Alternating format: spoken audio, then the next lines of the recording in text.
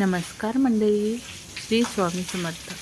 तर इथे पाडव्या दिवशीची पहाटे आम्ही उठलो होतो. तर बघा इथं आणखी अंधारच आहे बाहेर. आणखी रस्त्यावरचे जे लॅम्प आहेत ते सुद्धा विझलेले नव्हते. तर पहाटे उठलो आणि मग उठल्यानंतर हा सगळा पोर्च प्रगतीने धुवून घेतला, स्वच्छ केला. सगळ्या गाड्या आतमध्येच होत्या, पण आणखी घरातले उठले नाही, त्याच्यामुळं आहे तसंच पाणी मारून घेतलं. सगळीकडे स्वच्छ पोर्च सगळा स्वच्छ धुवून घेतला. ती पोर्चच धुवत होती आणि मग मी रेकॉर्ड करत होते. तर आम्ही दोघी उठलो होतो पहाटेच. आज आमचं सकाळचं सगळं काम आवरण्यासाठी आज जरा लवकर.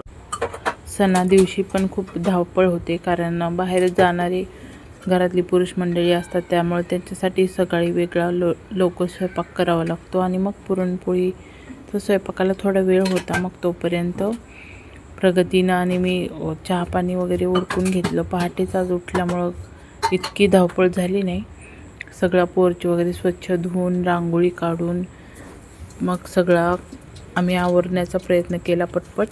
तर इथं वरण भात लावलं होतं प्रगतीनं आणि मग त्याला फोडणी दिली. आणि मला ही चिनी मातीची भरणी इतकी आवडते ना की काय सांगू. अशाच कलरची आणखीन एक भरणी आहे, ती आम्ही दोन्ही भरण्या आम्ही वापरतो. तिखटासाठी वापरतो, काळा मसाला आणि लाल मसाल्यासाठी. तरी भरणी मला खूपच आवडते. मग इथं प्रगतीनं आणि मी थोडा सकाळचा स्वयंपाक आटपला आणि मग नंतर आणखी गुढीपाडव्याची तयारी करत बसलो होतो बाहेर. मग बाकीचे सगळे थोडाफार नाश्ता करून गेले बाहेर. आमचा इथं प्रोग्राम चालू होता की आता गुढी उभा करायची, त्याच्यासाठी मग आम्ही तयारीला लागलो. तर इथं भात केलेला होता, चपात्या पण लाटून टाकल्या थोड्या 2-4, आणि मग हे वरण केलेलं होतं. आणि मग बाकीचा स्वयंपाक आम्ही थोड्या वेळाने करणार होतो, कारण आज जरा स्वयंपाक निवांतच करायचा होता पूजा वगैरे झाल्यानंतर, त्याच्यामुळं. तर इथं सकाळचं थोडाफार आमचा आज लोड जरा कमी झालेला होता, कारण आज जरा लवकरच उठलो होतो. पण खूप छान वाटत होतं सकाळी इतक्या लवकर उठून. असं वाटतं की आता दररोजच उठावं. त्याच्यासाठी आता आम्ही दोघींनी मनावर घेतले, जरा प्रयत्न करणारच आहोत की जरा लवकर उठून कामं आटपण्यासाठी. इथं आम्ही स्वयंपाक आटपून गुढीची तयारी करायलाच होतो, पण तेवढ्यात आमचे सासरे म्हणले की कोणीतरी आपल्या भावकीतलं वारलेलं आहे, त्याच्यामुळं गुढी काही उभं करता यायची नाही. त्याच्यामुळं मूड खूप ऑफ झाला होता.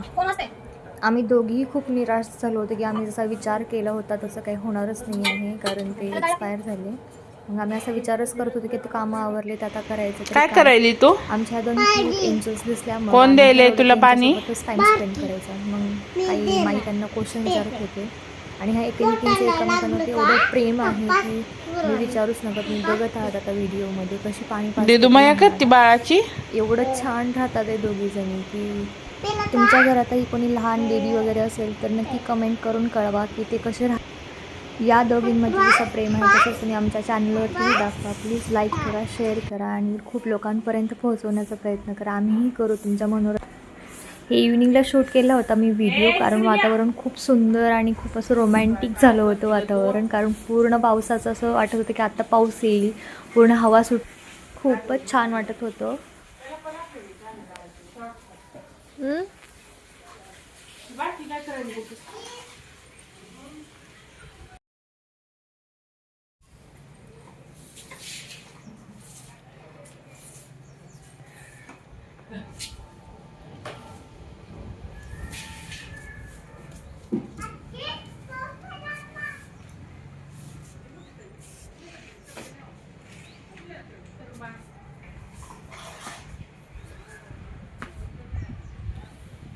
काय करते मला सांग. मोबाईल तर आणले, सगळा केरात चालू.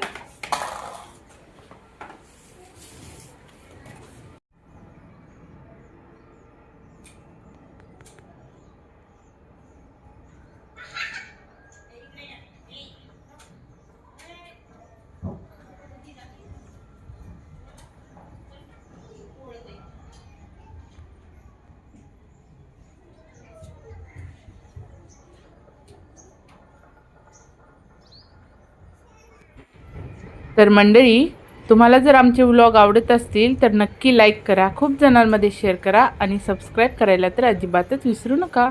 तोपर्यंत धन्यवाद.